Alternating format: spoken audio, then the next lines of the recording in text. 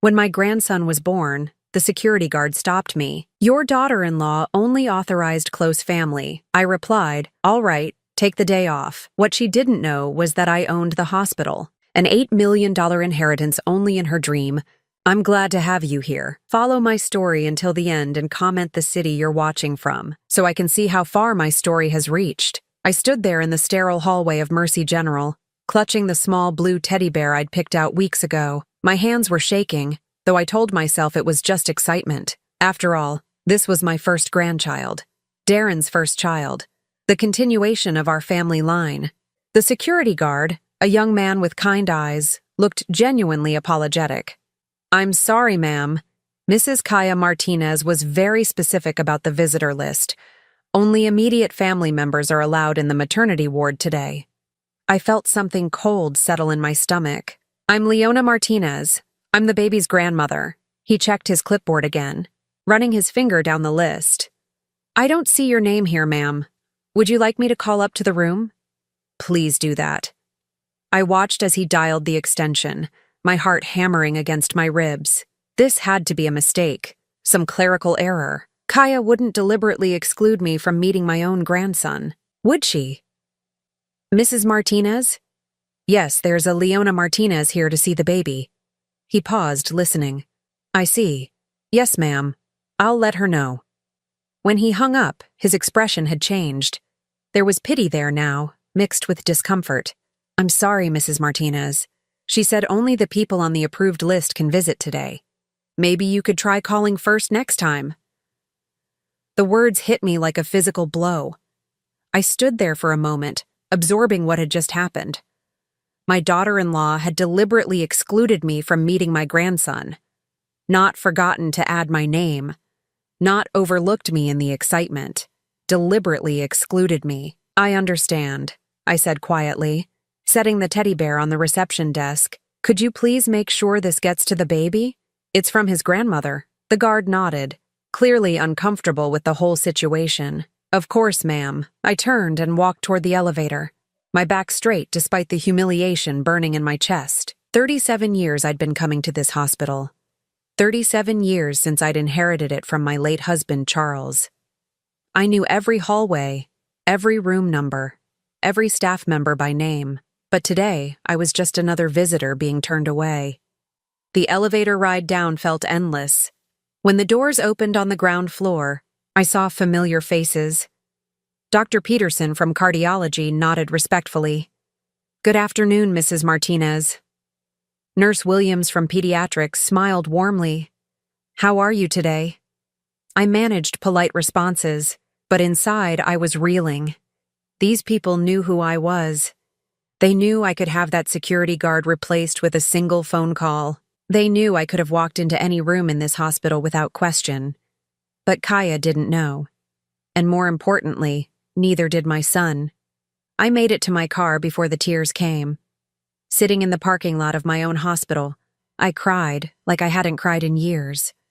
Not since Charles died and left me to run this place alone. Not since Darren announced he was marrying Kaya and I'd bitten my tongue about my reservations. My phone buzzed. A text from Darren. "Baby's here. 7 lbs 3 Oz. We named him James after Kaya's father." Everything went perfectly. No mention of me. No invitation to meet my grandson. No acknowledgement that I might want to be part of this moment. I stared at the hospital building through my tears. This massive complex that bore my family name, that employed over 3,000 people, that served this entire community. I had power here, real power. I could have had Kaya's visitor restrictions overridden in 5 minutes, but what would that accomplish? Force my way into a room where I wasn't wanted? Meet my grandson under a cloud of conflict? Start a war with my daughter-in-law on the day her child was born? No. If Kaya wanted to play games, I'd let her. But she was about to learn something about the woman she'd chosen to cross. I wiped my eyes and started the car. There was work to do, phone calls to make, decisions that had been a long time coming. The drive home to my estate took 20 minutes, but my mind was already racing ahead. Kaya thought she held all the cards because she had my son and my grandson. She thought I was just another aging mother-in-law to be managed and marginalized. She was wrong on both counts. That evening, I sat in my study looking at the family photo on my desk. Darren was 12 in the picture, gap-toothed and grinning after winning his first tennis tournament. Back when it was just the two of us against the world. Back when I was his hero instead of his burden. When had that changed? When had I become someone to be hidden away, managed at arm's length? When had my love become something my own son was ashamed of? I thought about all the times I'd bitten my tongue over the past 3 years. The way Kaya would answer Darren's phone when I called. The way family gatherings suddenly became intimate dinners for two. The way my opinions were politely dismissed, my suggestions gently ignored. I'd told myself it was normal. Young couples needed their space. I didn't want to be one of those interfering mothers-in-law, but today had shown me the truth. This wasn't about space or boundaries. This was about control. And Kaya had just overplayed her hand. My phone rang. Darren's number. Mom? I heard there was some confusion at the hospital today. Confusion. That's what he was calling it. No confusion, sweetheart. Just a misunderstanding about visiting hours. How are you feeling? How's the baby? We're all doing great. James is perfect. Kaya's a little tired, but the doctors say everything went smoothly. He paused.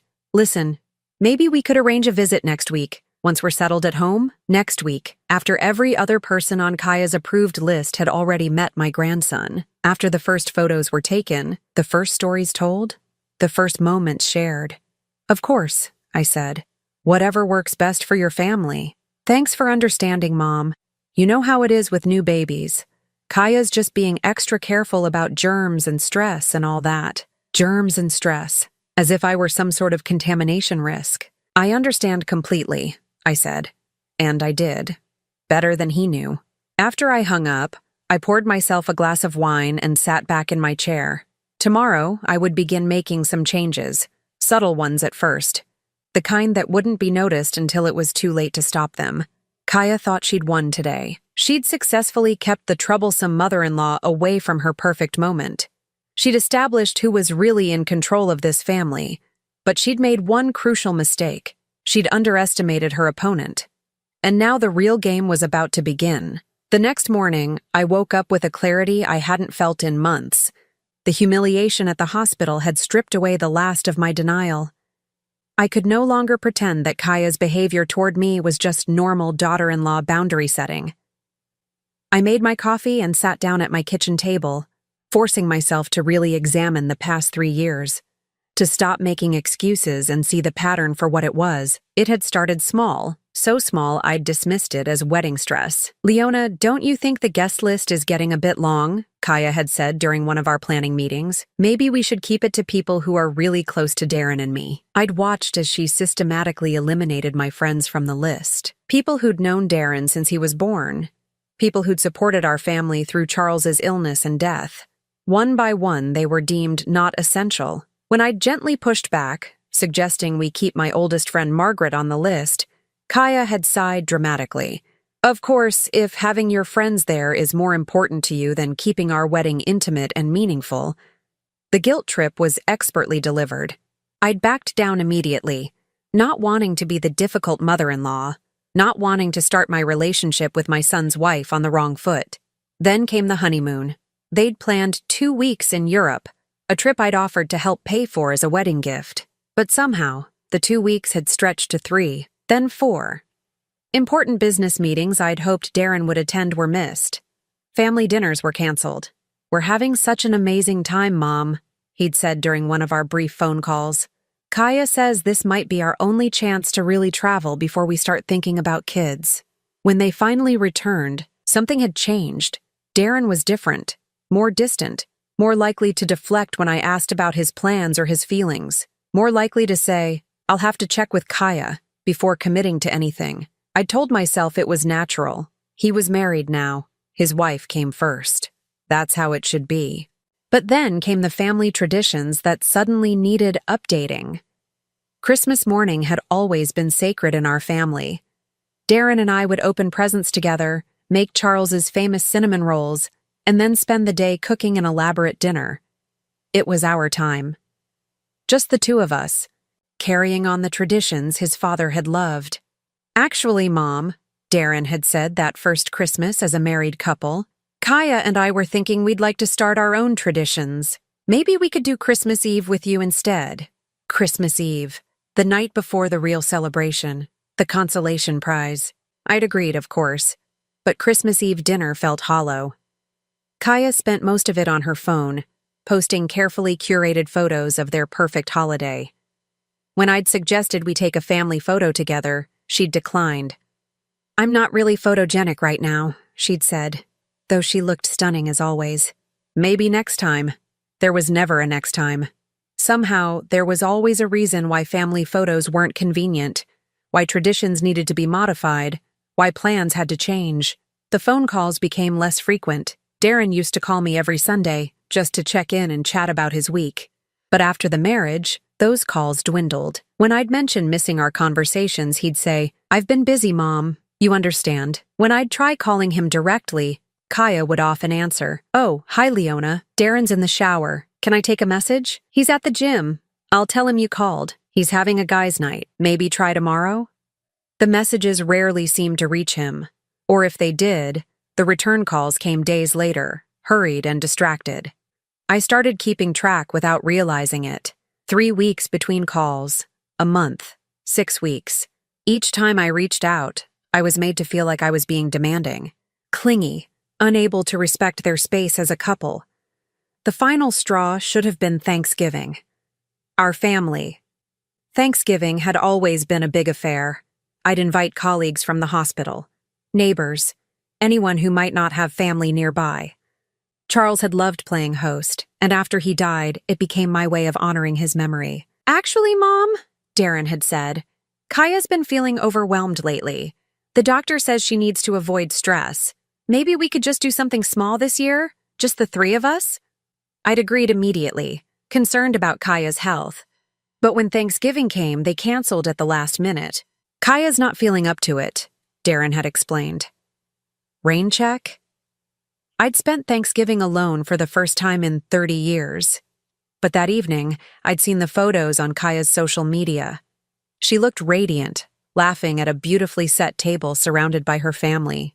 Not too stressed or overwhelmed to celebrate, just too stressed to celebrate with me. That's when I should have realized what was happening, but I'd made excuses even then. Maybe Kaya's family was easier for her. Maybe she felt more comfortable there. Maybe I was reading too much into things. The excuses became harder to maintain as the isolation intensified. Birthdays were acknowledged with brief phone calls. Mother's Day became a text message. When I'd try to make plans with Darren alone, lunch, tennis, anything, he'd hesitate. "I should probably check if Kaya has anything planned," he'd say. Or, "Why don't we make it dinner for 3 instead?" 3 years of this. 3 years of my world growing smaller and smaller while I told myself I was being reasonable, understanding, supportive. 3 years of watching my son disappear behind the wall his wife had built around him. I thought about the other women at the hospital auxiliary meetings, the ones who complained about their daughters-in-law. I'd always felt superior to them, proud that I wasn't one of those interfering mothers-in-law who couldn't let go. But now I understood. It wasn't that they couldn't let go. It's that they'd recognized what I'd been too naive to see. They were being systematically erased from their children's lives. And yesterday, at the hospital,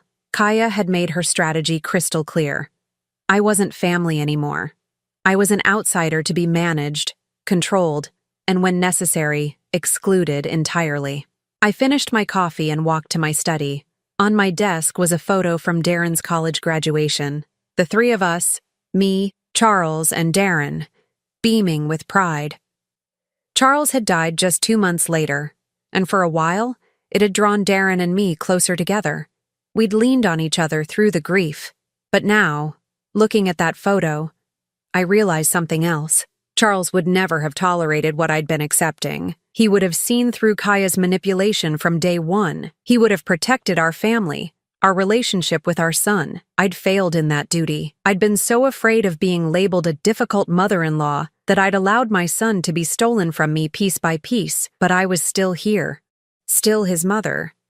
Still the woman who'd built an empire in this town and raised a good man, despite losing her husband too young.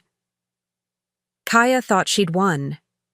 She thought she'd successfully isolated Darren from his mother's influence. She thought she was in control now. She was about to learn how wrong she was. I opened my laptop and began making a list. Phone numbers I hadn't called in months. People I needed to reconnect with. Strategies that would require patience but deliver results. The war for my son's heart was far from over. It was just beginning. The first call I made was to Margaret Thornton, my oldest friend and the former head of human resources at the hospital. Margaret had retired 5 years ago, but she still knew everyone worth knowing in this town. "Leona, darling," she said, her voice warming immediately. "I was just thinking about you. How are you holding up? I heard about the baby." "That's actually why I'm calling, Margaret. I need a favor." "Anything. You know that." I chose my words carefully. "I need to know more about Kaya's background, her family, her education, her work history, discreetly." There was a pause. Margaret had worked in HR long enough to read between the lines. "What kind of concerns are we talking about?" "The kind that might affect my grandson's future," I said quietly. "I'll make some calls," Margaret said without hesitation. "Give me 48 hours. The next call was to Dr. Patricia Reeves, my personal physician, and someone I'd known since medical school. Patricia had always been direct with me, sometimes brutally so. "Patricia, I need to ask you something confidential. What do you know about Kaya Martinez, your daughter-in-law?" "Not much professionally. She's not my patient." "Why?" "She's been claiming health issues that require her to avoid stress, avoid family gatherings. Yesterday she used her health as a reason to bar me from meeting my grandson." Patricia was quiet for a moment. "Leona, you know I can't discuss specific medical information even if I had it. But I can tell you that I haven't heard anything through the medical community about any serious health concerns, and you know how word travels among doctors in this town." It was enough. If Kaya had genuine health issues requiring stress avoidance, Patricia would have heard something through the network of physicians who all seemed to know each other's business. My third call was to James Morrison, the private investigator who'd helped me with some delicate business matters over the years. James was expensive, but he was thorough and, more importantly, discreet. "Mrs. Martinez, it's been a while. How can I help you?" "I need a comprehensive background check. Financial records, employment history, social media analysis, references, everything you can find legally." "Who's the subject?" "My daughter-in-law." James didn't ask why. He'd been in business too long to be surprised by family drama among wealthy clients. "I'll need her full name, date of birth, and any other identifying information you have." I gave him everything I knew, which wasn't much. Kaya had always been vague about her past, and I'd been too polite to pry. Another mistake I was beginning to regret. "How deep do you want me to go?" James asked. "As deep as necessary. I want to know who she really is." While I waited for results, I decided to do some investigating of my own. I started with social media, something I'd always avoided, but now seemed essential. Kaya's Instagram was a carefully curated collection of lifestyle photos, beautiful meals, designer clothes, exotic vacation spots. But as I scrolled through 3 years of posts, patterns emerged. Every expensive item, every vacation, every luxury experience was dated after her relationship with Darren began. Before that, her posts were sparse and far more modest. A small apartment, chain restaurants, complaints about work stress. The transformation was dramatic and telling. I also noticed something else. In 3 years of posts, I appeared in exactly 0 photos, not one. Even at events where I'd been present, the camera angles were carefully chosen to exclude me. At their engagement party, she'd posted dozens of photos with family and friends. I'd been at that party, had even given a speech. But according to Kaya's version of that night, I might as well have been invisible. It was a level of deliberate exclusion that went beyond normal social media editing. This was systematic erasure. Margaret called back within 24 hours, faster than promised. "Leona, we need to meet in person. Can you come to the club?" We met at the country club where we'd been members for over 2 decades. Margaret had already secured a private dining room, away from curious ears. "What did you find?" I asked as soon as we were seated. Margaret opened a slim folder. Kaya Rodriguez. She was using her maiden name professionally until the marriage. She worked as a sales associate at Nordstrom for 2 years before meeting Darren. Before that, she was at Macy's for 8 months. Before that, a series of short-term retail jobs. What about her education? This is where it gets interesting. She claims on her social media to have a degree in marketing from State University. I had a friend in their alumni office do some checking. No record of Akaya Rodriguez graduating in marketing, or any other field. I felt my stomach tighten. What about family? Her parents live in a modest apartment across town. Her father works construction when he can find it. Her mother cleans houses. Nice people from what I hear, but definitely not the affluent background she's implied to your son. Margaret pulled out another sheet. Here's the concerning part. I spoke to 3 of her former employers. All of them mentioned the same thing. She had a pattern of forming relationships with wealthy, older customers. At Nordstrom, there was an incident with a customer who complained that Kaya had somehow gotten access to her personal information and was using it to build a friendship. Management had to intervene. My hands were trembling slightly as I processed this information. What kind of intervention? The kind that usually leads to termination, though officially she resigned. The manager I spoke to was careful about what she said, but reading between the lines, Kaya was targeting wealthy women for what appeared to be financial gain. I thought about all the times Kaya had complimented my jewelry, my clothes, my home, how she'd asked detailed questions about the hospital, about our family's financial history, how she'd steered conversations toward topics like inheritance and estate planning. I'd thought she was just trying to get to know me better. Now I wondered if she'd been conducting reconnaissance. There's more, Margaret continued. I also reached out to some people in the social services community. Kaya's name came up in connection with an elderly woman named Mrs. Chen, who died about 6 months before Kaya met Darren. What kind of connection? Mrs. Chen had no family, and in her final months, she became very close to a young woman who helped her with shopping and errands. That woman convinced Mrs. Chen to change her will, leaving everything to her instead of the charity Mrs. Chen had originally planned to benefit. I felt cold. Was that woman Kaya? The name was different, but the description matches, and the timing is right. This all happened just before Kaya started working at Nordstrom, where she met the customer who complained about her. How much money are we talking about? Margaret consulted her notes. Mrs. Chen's estate was worth about $40,000. Not a fortune, but enough to support someone for a while if they were careful. $40,000. Enough to fund a new wardrobe, a better apartment, the kind of lifestyle changes that would make someone more attractive to wealthy men like my son. Margaret, I need you to keep this information confidential for now. Of course, but Leona, you need to be careful. If what I suspect is true, Kaya isn't just a gold digger. She's a professional. I drove home with my mind racing. Everything was falling into place, and the picture wasn't pretty. Kaya hadn't fallen in love with my son. She'd selected him. She'd researched our family, understood our wealth, and positioned herself perfectly to capture his heart, and eventually, his inheritance. The isolation campaign against me wasn't personal. It was strategic. I was the obstacle between her and complete control over Darren's life and finances. That evening, James Morrison called with his preliminary report.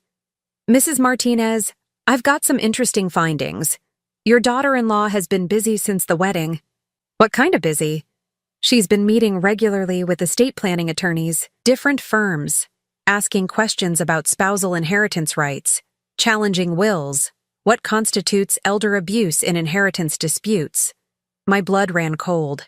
Elder abuse? She's been asking specifically about situations where elderly parents might be deemed incompetent to make financial decisions, what it takes to get power of attorney, how to challenge existing wills.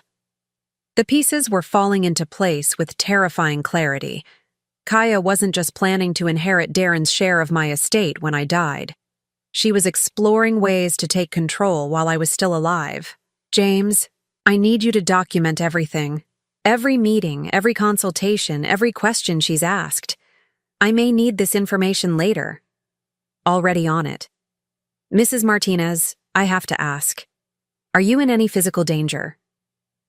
I thought about that question seriously. I don't think so, but I think my autonomy might be. I'll keep digging. And Mrs.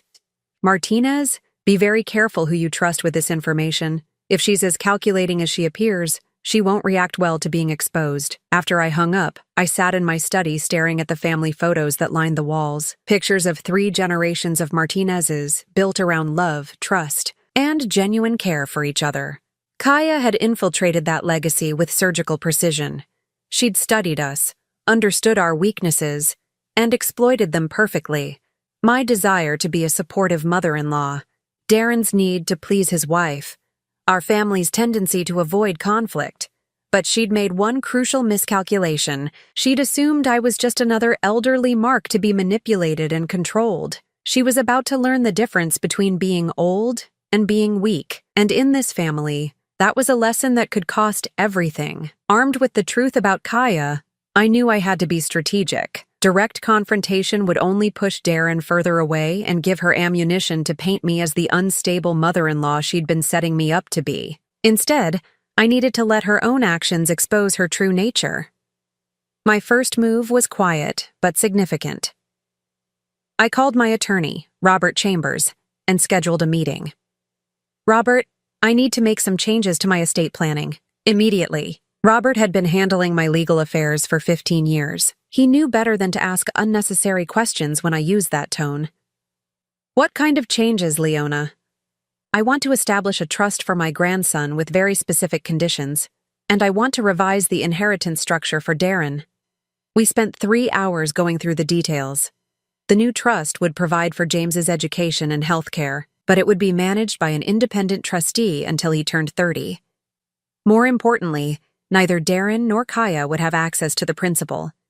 For Darren's inheritance, I created a similar structure. He would receive income from the trust, but the assets themselves would be protected from any potential claims by spouses or creditors. "This is quite a departure from your previous will," Robert observed carefully. "Yes, it is. I've become aware of some concerns about potential undue influence. I want to protect my family's assets for future generations." Robert nodded. He'd seen enough wealthy families torn apart by manipulation to understand without needing details. My second move was to begin rebuilding my relationship with Darren, but without triggering Kaya's defensive systems. I needed to be patient, subtle, and seemingly unthreatening.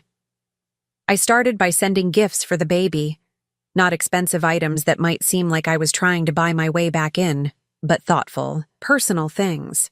A hand-knitted blanket from the woman who'd made Darren's baby clothes, a silver rattle that had belonged to my grandfather, items with family history that couldn't be easily dismissed or returned. Each gift came with a brief note expressing love for James and pride in Darren's new role as a father. No guilt trips, no demands for visits, no mention of being excluded from the hospital. The strategy worked. After a week of these gentle overtures, Darren called. "Mom, thanks for all the baby gifts. They're really thoughtful. I'm just happy to be able to contribute something to his life," I said carefully. "How are you adjusting to fatherhood?" "It's incredible. Exhausting, but incredible. He's got these tiny hands, and when he grips your finger," Darren's voice was full of wonder. "For a moment, he sounded like my son again instead of Kaya's husband." "I remember that feeling when you were born," I said softly. "The way everything else just stops mattering when you're holding your baby." "Yeah, exactly. I never understood what people meant when they said having kids changes everything, but now I get it." We talked for 20 minutes about sleepless nights, diaper changes, and the way babies seem to grow overnight. It was the longest conversation we'd had in months,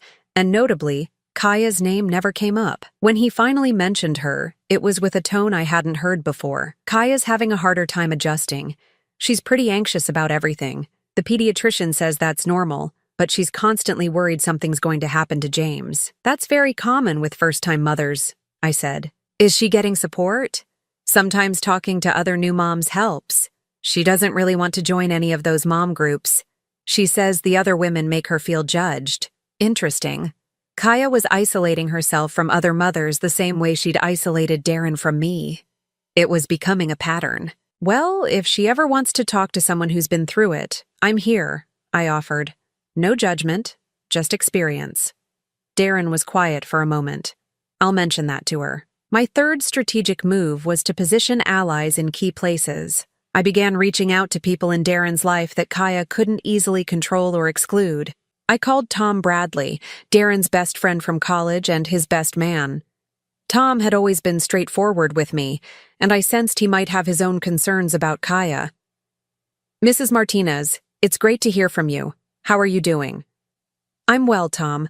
I was hoping we could grab lunch soon. I feel like I haven't seen enough of Darren's friends since he got married." "Yeah, that's been different," Tom said carefully. "Darren doesn't really hang out with the old crew much anymore. I'd love to catch up with you, though. Would you be free this week?" We met at a quiet restaurant downtown. Tom was diplomatic at first, but as lunch progressed, his real feelings began to emerge. "I'm worried about him, Mrs. Martinez. He's not the same guy anymore." "In what way?" Tom hesitated, then seemed to decide to trust me. "He used to be so decisive, you know. He'd make plans, stick to them, speak his mind. Now everything has to be cleared with Kaya first, and she always has a reason why things can't happen." "What kinds of things?" "Guy trips we've been planning for years. His birthday dinner. She said he was too stressed for a party. Even tennis games have to be scheduled around her needs." Tom leaned forward. "And the money thing is weird too. Darren used to be pretty generous, but not crazy about it. Now Kaya's always mentioning expensive things she wants, places she wants to travel, upgrades for the house. It's like she's constantly hinting." This aligned perfectly with what I'd learned about her background. She was escalating her financial expectations now that the baby gave her more security in the relationship. "Has Darren said anything about her family?" I asked. "That's another weird thing. She's told him these elaborate stories about her childhood, private schools, family trips to Europe. But when her parents came to the wedding, they seemed really out of place. Nice people, but definitely not the wealthy family she'd described." Tom was more observant than I'd given him credit for. And importantly, his concerns were independent of anything I might have told him. "Tom, I need to ask you something. If Darren ever needs support, someone to talk to who cares about his well-being, would you be there for him?" "Of course. But Mrs. Martinez, he's not going to come to me with marriage problems. He barely admits they exist. Just keep being his friend. And if you notice anything that concerns you about his safety or well-being, please call me." Tom studied my face. "You think he's in some kind of trouble?" "I think he's in a situation he doesn't fully understand yet.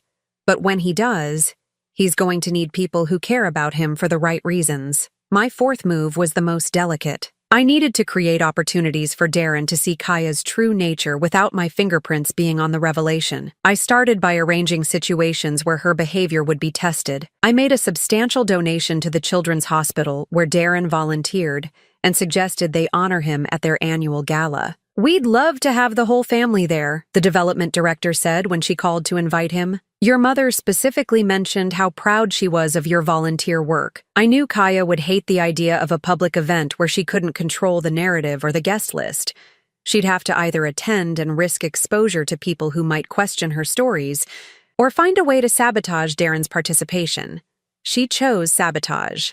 "Mom, I'm going to have to skip the hospital gala," Darren called to tell me. "James has been fussy, and Kaya doesn't think she can handle an evening event yet." "Of course, the baby comes first," I said. "Though I'm sorry the hospital will miss honoring your volunteer work." "Maybe next year." But I knew what had really happened. Kaya had manufactured a crisis to avoid an event where she'd be exposed to too many people who knew our family history. 2 days later, I got confirmation of my suspicion. Dr. Sarah Chen, James's pediatrician and someone I'd known for years, called me. "Leona, I hope you don't mind me reaching out. I wanted to check on how you're doing with the new grandfather role." "It's wonderful, though I haven't had much chance to see James yet." Sarah was quiet for a moment. "That's actually why I'm calling. Kaya brought James in yesterday for what she described as an emergency visit. She was convinced he had a fever and was having breathing problems. Was he sick? Completely healthy. Normal temperature, clear lungs, hitting all his developmental milestones perfectly. But Kaya seemed almost disappointed when I told her everything was fine. The pattern was becoming clear. Kaya was using James's health concerns as a tool for control and manipulation. The emergency that prevented the gala wasn't real. It was manufactured. "Sarah, can I ask you to keep me informed if there are any genuine health concerns with James? As his grandmother, I'd want to know. Of course. And, Leona, trust your instincts about this situation. I've seen enough new parents to know the difference between normal anxiety and something else. That night, I sat in my study updating my notes on Kaya's behavior patterns. The documentation was crucial. If this situation escalated, I'd need evidence of her manipulation and deception. But more importantly, I was beginning to see the cracks in her facade. She was making mistakes, overplaying her hand.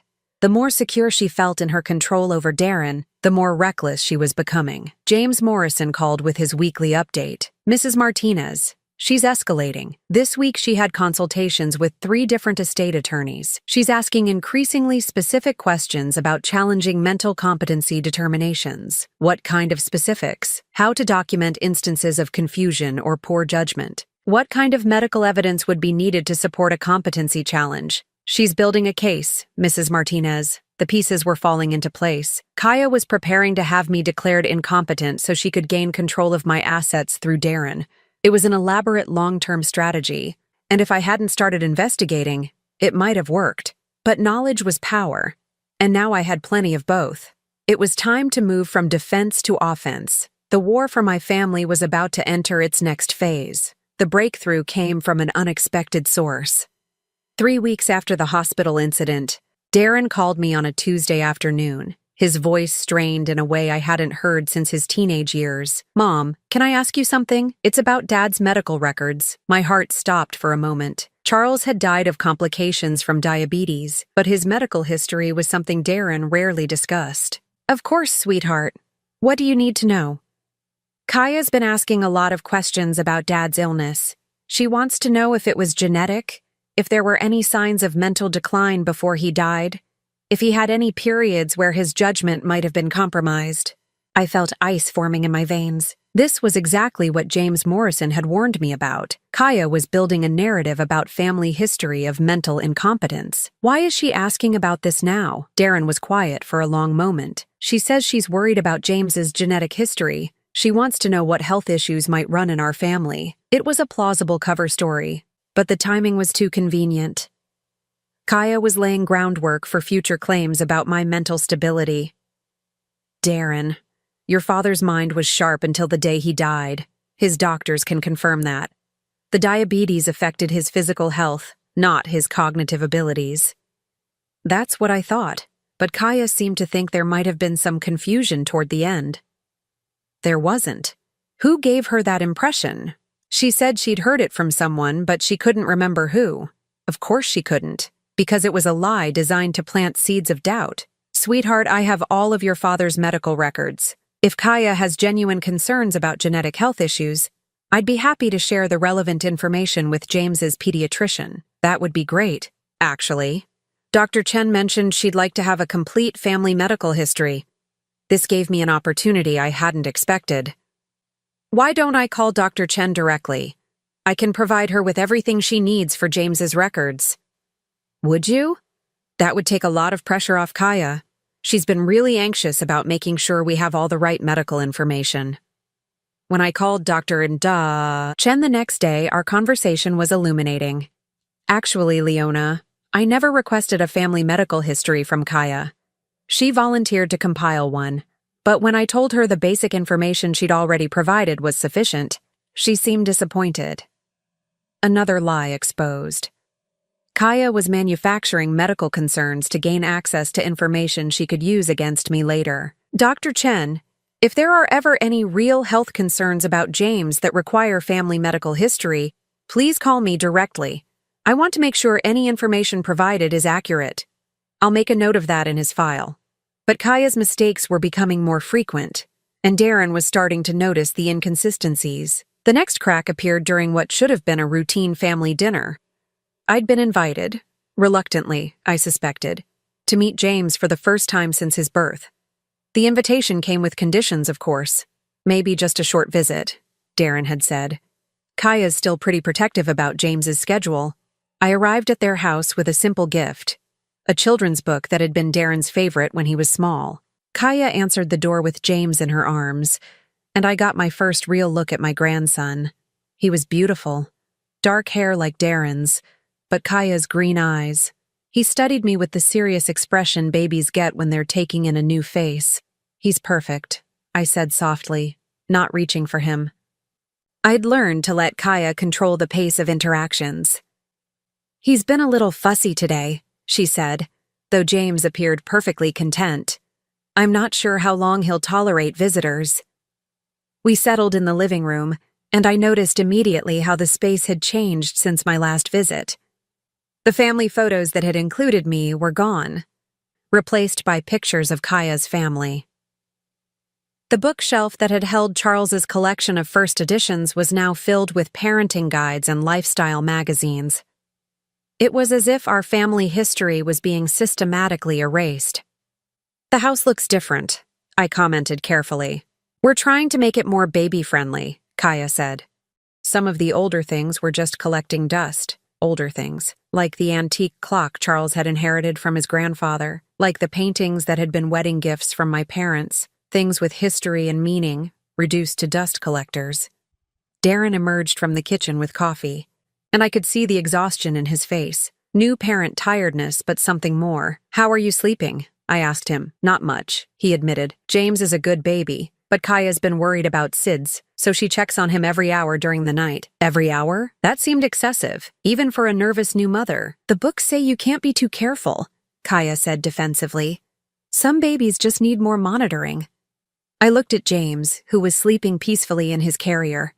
He looked like a perfectly healthy, normal baby, but Kaya's constant anxiety was creating an atmosphere of crisis where none existed. "Has Dr. Chen expressed any concerns about SIDS risk?" I asked gently. "Well, no, but you can't trust doctors to catch everything," Kaya said. "I read about cases where babies seemed fine and then..." She let the sentence hang in the air, creating fear without stating anything specific. It was expertly done, and I could see how it would keep Darren in a constant state of worry.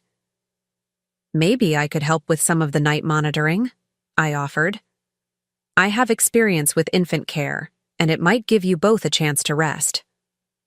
Kaya's expression hardened immediately. "That's very kind, but James needs consistency. Too many different caregivers can be confusing for babies." Another lie. Babies benefit from multiple loving caregivers, and any pediatrician would confirm that. But then Darren surprised me. "Actually, that might be helpful, Mom. I've been worried about Kaya getting enough sleep." For a moment, Kaya looked genuinely shocked that Darren had contradicted her. She recovered quickly, but I'd seen the flash of anger in her eyes. "We'll see," she said tightly. "Maybe when James is a little older." The visit continued for another hour, and I watched the dynamics between them carefully. Darren deferred to Kaya on every decision about James, but I could see the strain it was causing. He looked like a man walking on eggshells in his own home. When James woke up and started crying, Kaya immediately tensed. "He's hungry," she announced, though it had only been an hour since his last feeding. "Are you sure?" Darren asked. "Maybe he just needs a diaper change?" "I know my own baby's cries," Kaya snapped, then caught herself. "I mean, I've been tracking his feeding schedule very carefully." But when she tried to feed him, James turned away from the bottle, clearly not hungry.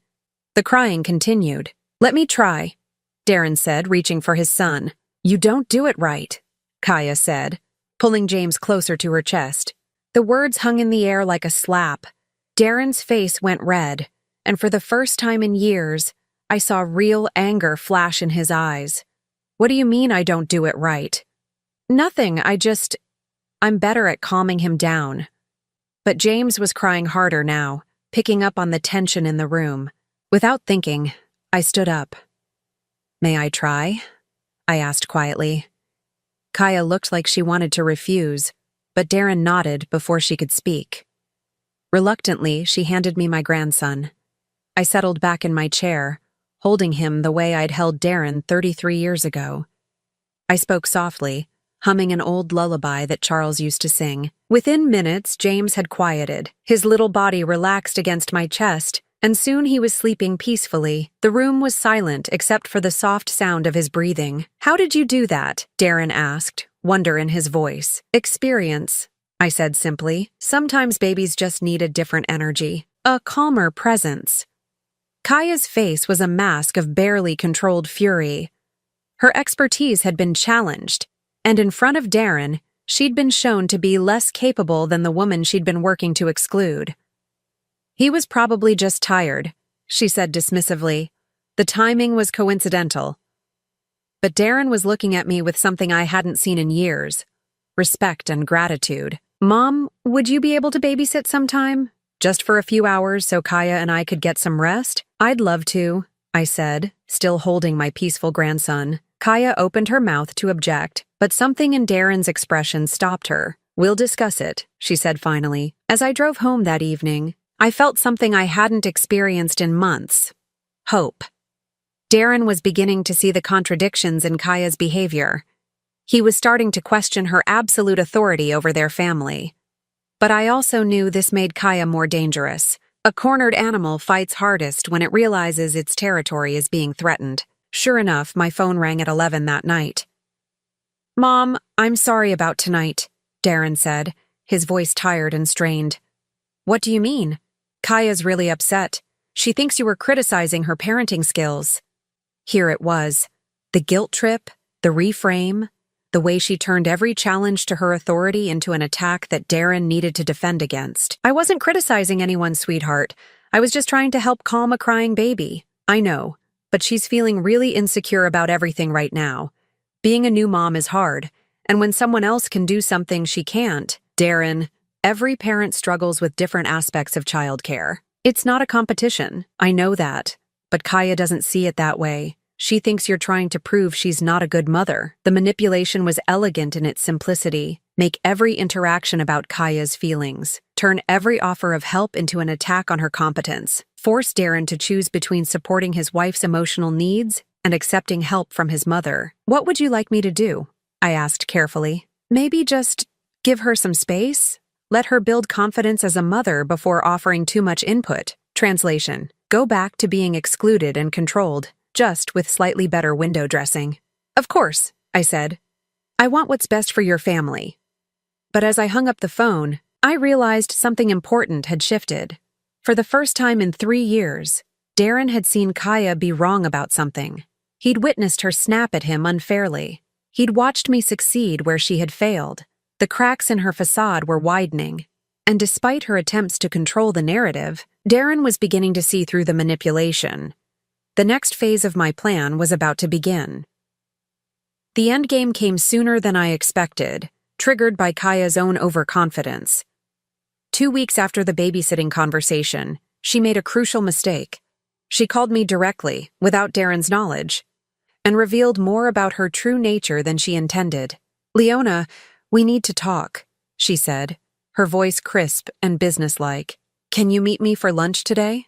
I agreed, curious about what angle she was planning to work next. We met at an upscale restaurant downtown, the kind of place Kaya loved to be seen in. She arrived 15 minutes late, a power play I recognized immediately. Thank you for meeting me, she said, settling into her chair with the confidence of someone who believed she held all the cards. I wanted to discuss some concerns I have about your relationship with Darren and James. What kind of concerns? She pulled out her phone and opened a note app, as if she'd prepared talking points. I've been doing some research about family dynamics and healthy boundaries. I think it would be best for everyone if we established some clearer guidelines about your involvement in our lives. The audacity was breathtaking. She was actually going to present me with rules about my relationship with my own son. What kind of guidelines? I asked, keeping my voice neutral. Well, for starters, I think visits should be scheduled in advance and limited to once a month.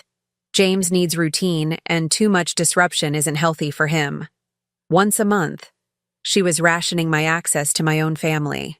I also think it would be better if gifts went through Darren and me first. We want to make sure everything fits with our parenting philosophy. Translation: she wanted veto power over how I expressed love for my grandson.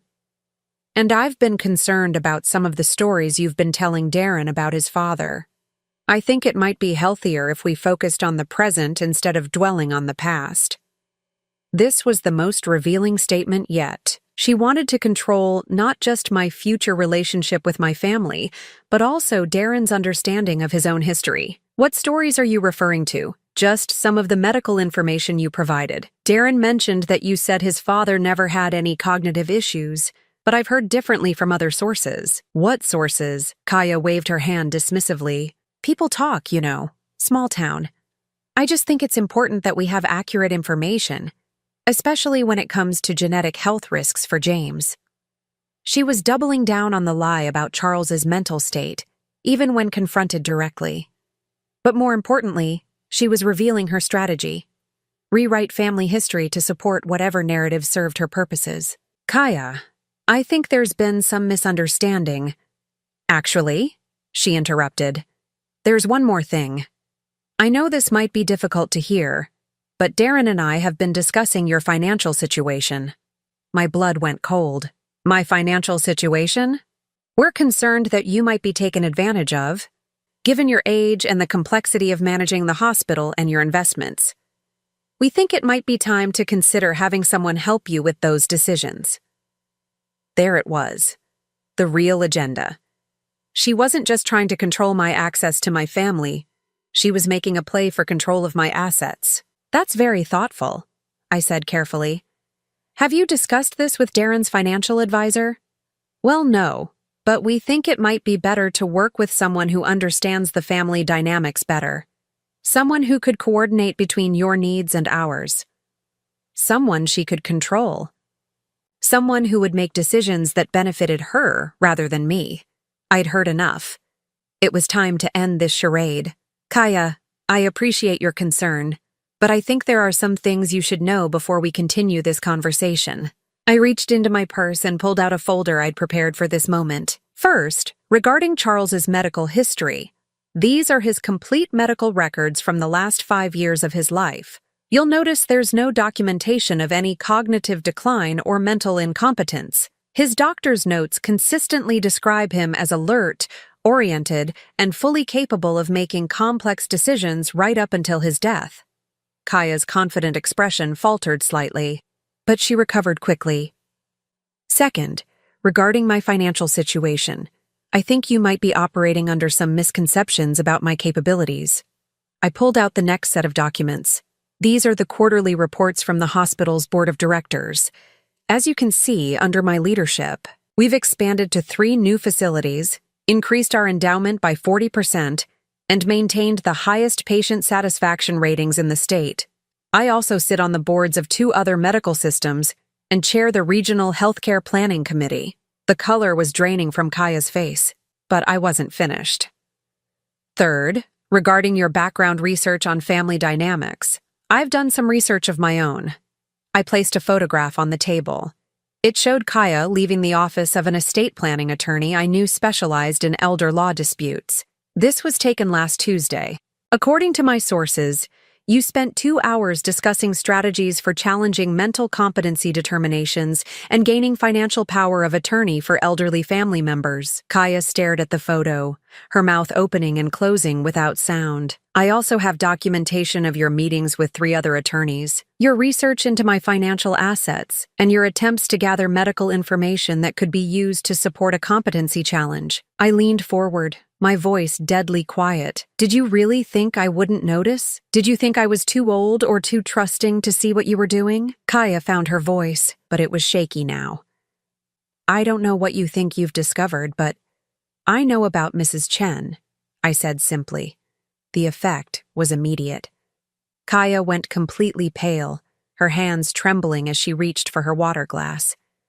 I know about the will change, the $40,000, and the pattern of targeting elderly people for financial gain.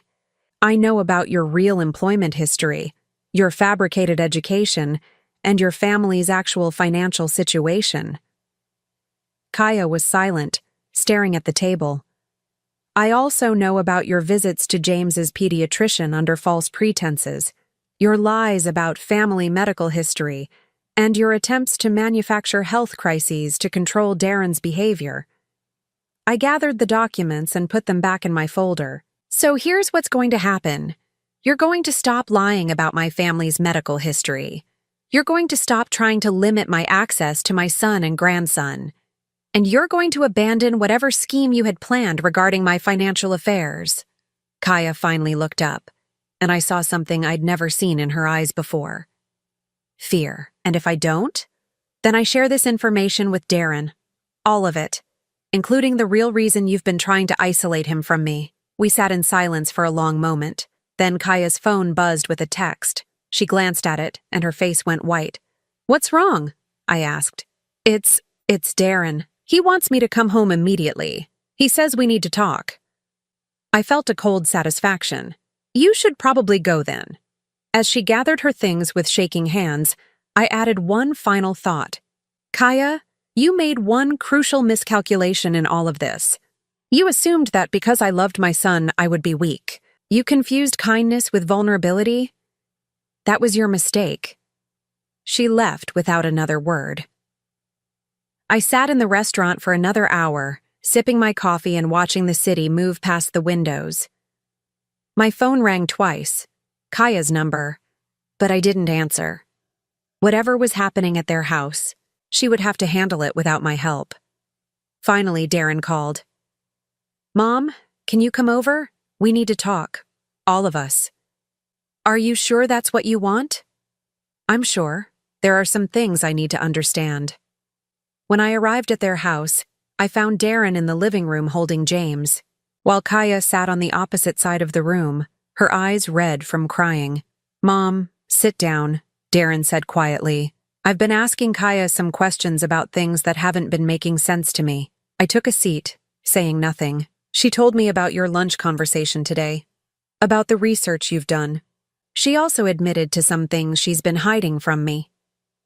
Kaya spoke for the first time, her voice barely above a whisper. "I never meant for it to go this far." "What exactly has gone too far?" Darren asked, his voice hard in a way I'd never heard before. "The attorneys, the research into your mother's finances. I thought if we could just get some control over the family money, we could make sure James had the best opportunities. By lying about my father's medical condition? By trying to have my mother declared incompetent?" Kaya flinched. "It wasn't supposed to be like that. I just wanted security for our family." "Our family includes my mother," Darren said firmly. "She's James's grandmother. She's the woman who raised me and built everything we've benefited from. And you've been systematically trying to destroy her relationship with us." He stood up, still holding James, and moved to sit beside me. "Mom, I owe you an apology. A huge one. I've let my marriage become more important than my family, and I've allowed someone to manipulate me into hurting the person who's always been there for me." I felt tears welling up in my eyes. "Darren, you don't need to—" "Yes, I do. I need to say this. You've never been anything but supportive and loving. When Dad died, you held our family together. When I needed help with college, with my career, with anything, you were there. And I let someone convince me that your love was somehow toxic or controlling." He looked at Kaya, who was crying silently. "I think we need some time apart. Both of us need to figure out what we really want from this marriage." "Darren, please," Kaya whispered. "We can work this out. I can change." "I don't know if you can," he said sadly. "And I don't know if I can trust you to try." He turned back to me. "Mom, would it be all right if James and I stayed with you for a while? Just until I can figure out what comes next?" I looked at my son, this man I'd raised to be honest and kind, who'd temporarily lost his way but found his strength again. And I looked at my grandson, innocent of all these adult complications, who deserved to grow up surrounded by genuine love. "You're always welcome in my home," I said. "Both of you." 3 months later, Darren filed for divorce. Kaya fought it initially, trying to claim a share of assets she'd never contributed to, but the evidence of her deception was overwhelming. She settled for a modest support payment and minimal custody rights. James took his first steps in my living room, with Darren and me cheering him on. We established new traditions: Sunday morning pancakes, evening walks around the garden, bedtime stories read by grandfather's chair. Darren dated occasionally, but he was cautious now. He'd learned to see through manipulation, to value authenticity over charm. I want to find someone who loves us both, he told me one evening as we watched James play with his blocks. Someone who sees you as an addition to our family, not a threat to subtract from it. As for me, I finally felt like myself again. The woman who'd built a medical empire, raised a good man, and protected her family from those who would exploit them. Kaya sent a card on James's first birthday.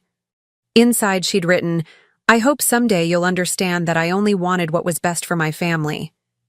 I threw it away without showing it to Darren. Some lies weren't worth preserving, even for the sake of peace.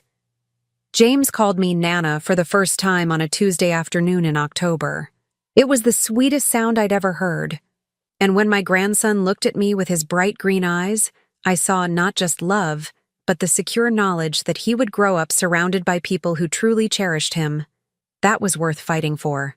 That was worth everything. Now I'm curious about you who listened to my story. What would you do if you were in my place? Have you ever been through something similar? Comment below. And meanwhile, I'm leaving on the final screen 2 other stories that are channel favorites, and they will definitely surprise you. Thank you for watching until here.